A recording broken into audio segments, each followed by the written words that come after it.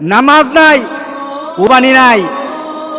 যেই ব্যক্তি নামাজ পড়ে না, যেই ব্যক্তি নামাজ পড়ে না, কুরবানি তার কোনো সফলতা আনবে না, কুরবানি তার জন্য সফলতা বয়ে আনবে না। নামাজ নাই, কুরবানি হবে না তার, নামাজ ছাড়া কুরবানি হবে না। এটাই ধারাবাহিকতা। ইন্না আতাইনাকাল কাউসার ফাসাল্লি লিরাব্বিকা ওয়ানহার। নামাজ আগে, কুরবানি পড়ে। আর আমাদের সমাজে এমন মানুষ আছে নামাজ পড়ে না, কিন্তু লক্ষ লক্ষ টাকা দামের কুরবানি ছাড়ে না। তার মানে কি? সে দিন বুঝে না, সে ইসলাম বুঝে না, মুহাম্মদ সাল্লাল্লাহু আলাইহি সাল্লামকে দেওয়া আল্লাহর ঘোষণাও জানে না, ইব্রাহিম আলাইহিস সালামকে দেওয়া সেই কুরবানির নীতি জানে না। এই কুরবানি তার জন্য কোনো সফলতা বয়ে আনবে না।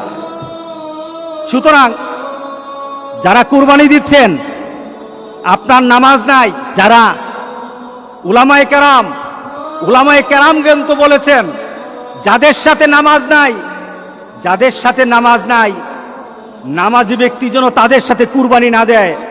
কারণ বেনামাজির কুরবানি হবে না। আপনি 7 নাম দিলেন,